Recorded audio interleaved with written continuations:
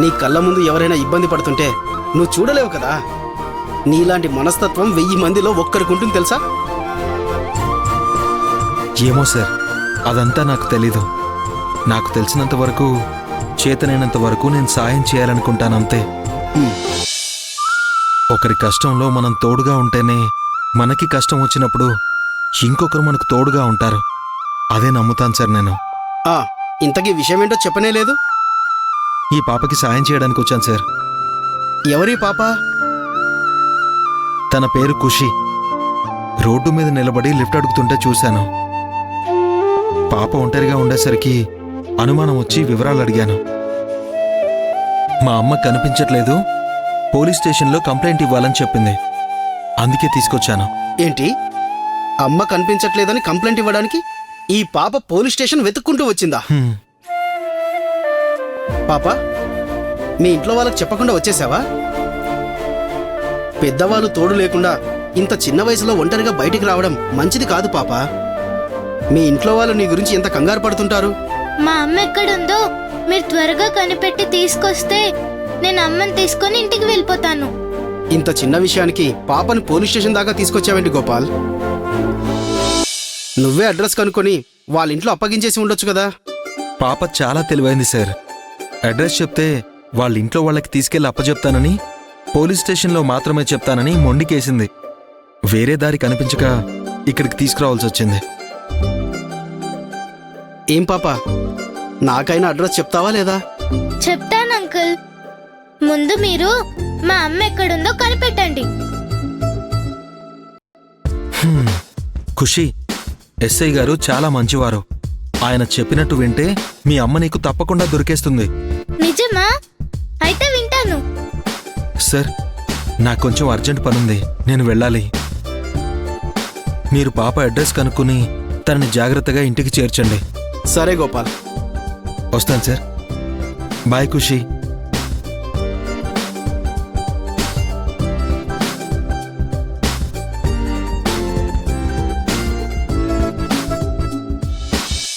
Gopal uncle, ఏంటమ్మా? నన్ను ఒక్కదాన్నే వదిలేసి వెళ్ళిపోతున్నారేంటి అంకుల్? నాకు భయం వేస్తుంది. మనల్ని కాపాడేదే పోలీసులు ఖుషి. వాళ్ళ దగ్గర నీకు భయం ఎందుకు? మీరు కాసేపు నాతో ఉండొచ్చు కదా. నాకు ముఖ్యమైన పనుందమ్మా. మా అమ్మ ఫోన్ చేసి ఎంత కంగారు పెడుతుందో చూసావు కదా. నేను త్వరగా వెళ్ళాలి బంగారం. సరే అంకుల్, వెళ్ళండి. నన్ను స్టేషన్ దాకా తీసుకొచ్చినందుకు థ్యాంక్స్. నేను ఇంటికి వెళ్ళాక మా డాడీని అడిగి మీ క్యాబ్ ఛార్జెస్ పంపిస్తాను. మీ ఫోన్ నెంబర్ ఇవ్వండి. డబ్బులేం అక్కర్లేదు తల్లి. మీ అమ్మ నీకు దొరికితే చాలు. ఖచ్చితంగా దొరుకుతుంది. నువ్వు ధైర్యంగా ఉండు. నేను నా పని అయిపోయాక ఎస్ఐ గారికి ఫోన్ చేసి మాట్లాడతాను, సరేనా? బాయ్.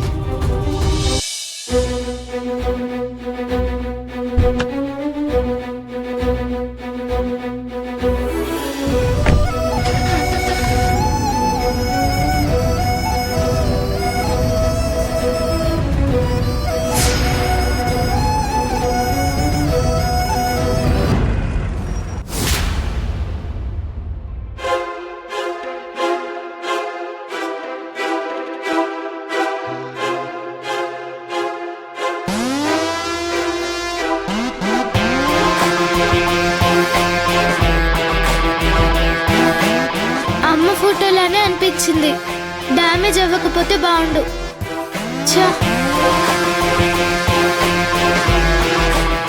జయంతి, పాప బయటే ఉందా, వెళ్ళిపోయిందా చూడు.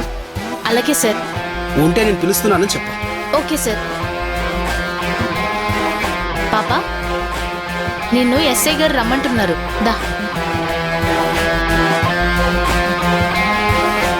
ఇప్పుడు చెప్పు పాప, మీ మమ్మీ డాడీ పేర్లేంటి? శ్యామ్ కుమార్, రాధా. మీ డాడీ ఫోన్ నెంబర్ చెప్పు. నేను చెప్పను. నేను ఇక్కడున్నానని తెలిస్తే మా డాడీ వచ్చి నన్ను తీసుకెళ్ళిపోతారు. జయంతి, నువ్వు పాప డీటెయిల్స్ కనుక్కో. అలాగే సార్. హలో, చెప్పండి.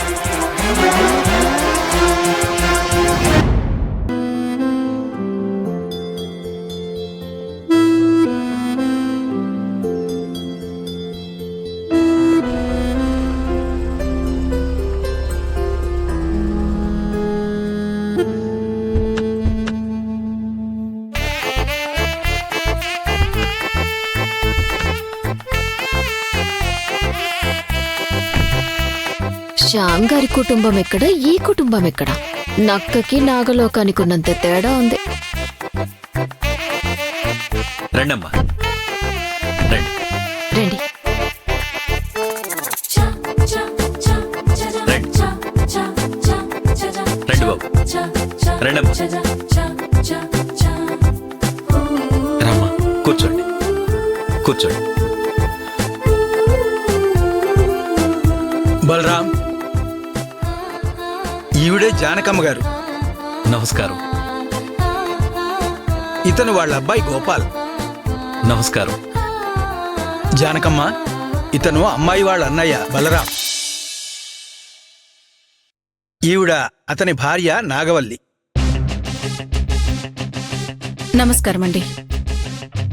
కోటేశ్వరుల కుటుంబాన్ని కాదనుకొని ఈ కూటికి తప్ప వేరే దిక్కులేని కుటుంబంలోకి రాదని పంపిస్తే మాకేం ఒరుగుతుంది? ఎలాగైనా ఈ సంబంధం చెడిపోవాలి. మీ బిజినెస్ ఎలా ఉంది? బాగుందండి. ఈవిడ మా పెద్దమ్మ రాజ్యలక్ష్మి గారు. నమస్కారం అండి. నమస్కారం అండి. నమస్తే. ఇల్లు చాలా బాగుందండి. గాలి వెలుతురు చాలా బాగా వస్తున్నాయి. ఇది మా సొంతిల్లు కాదండి. ఇది మా పెద్దమ్మ ఇల్లు. రాధ పెళ్లి జరిగే వరకు మేమిక్కడ ఉండడానికి వచ్చాం. మీది ఈ ఊరు కాదని సదాశివం గారు చెప్పారండి. ఊళ్ళో కూడా మాకు పెద్దగా ఏం లేదండి. అగ్గి పెట్టంత ఇంట్లో 6 ఉండేవాళ్ళం.